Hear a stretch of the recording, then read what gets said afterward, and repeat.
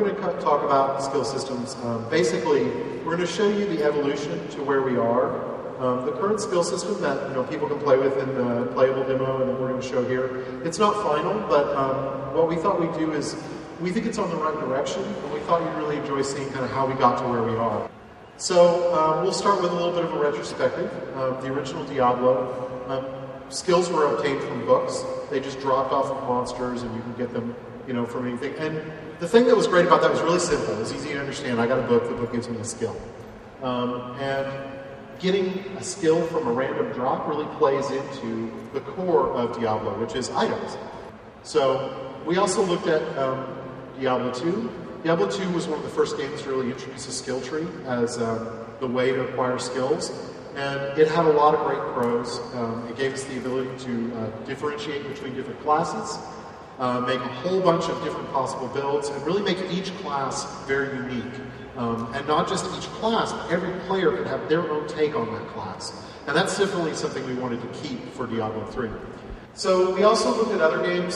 Certainly World of Warcraft really adopted a lot of their talent system, was pulled straight from Diablo 2, so it was important for us to look at what they did to change it, try and improve it. So they really separated skill acquisition from customization, which is not something we really wanted to do. So but there are some things that we think work for us. One is point boarding is really not valid there. You have to spend points to move up the tree, so you might as well just spend them. And you have more options on each individual tier. A lot of the times, when you start, especially in Diablo 2, you pick your one skill, and that'd be 1 point, and until you hit the next tier, you really didn't have much to do but spend in that skill. And so we really wanted to make sure that there were other things that would be interesting to spend on. So what we tried, we basically experimented with Crazy Town, trademark. We did a whole bunch of really wild ideas, and I'm just going to blast through a bunch of them just so you guys can see what we were thinking. This is a very early idea that we really liked called skill rings, and the idea was that we really liked about the original Diablo that drops played more directly into your skills. So we had these rings that would drop, and you could attach them to skills, and they would upgrade the skill or change it in some way, and we thought that was pretty neat. So this is a radial skill system.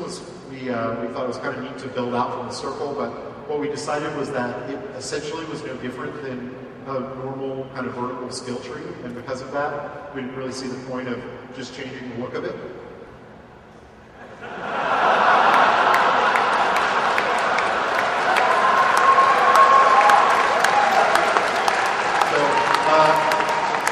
No comment. So we left no stone unturned, is I guess what we're trying to say. All right, so this is a simplified advancement. This was really essentially a very simple version of the Diablo 2 or World of Warcraft talent system. And you can kind of see where we're going here and where we ended up. We're kind of slowly drifting back towards Diablo 2. So again, we just took that idea and put it on its side. We had a different way to advance here than really revolved around spending points on a single tier, and so that people could get into kind of any of them, but we found that just kind of opened up too many options. This was a school-based kind of idea where people had different specializations and you combine them together, and I really don't remember exactly what it meant. Yeah, we just kind of figured this would look cool. And it's a saying around Blizzard, different but worse isn't better. Better is better. So we really try to go and come up with the craziest ideas we can, but in the end, if we feel like we can't come up with something that's better than tried and true, we'll go back to tried and true. So we really combine those two things together to get our skill system today. So this is an evolution of the Diablo 2 skill system. It includes a lot of kind of active skills, which are what we call kind of skills that you use against the monsters, and then a lot of what we call passive skills that allow players to kind of modify how they play, and really we see the passive skills almost like the new version of synergies, where instead of just doing more damage, you can actually change the nature of the skill or to get other kinds of things. Maybe if you want to go up and get, say, teleport in one of the trees, but you don't want all the skills along the way, there's passives that benefit you no matter what. Like there are passives that will benefit across class, so that you can always kind of find a way up the tree and get something that you really like.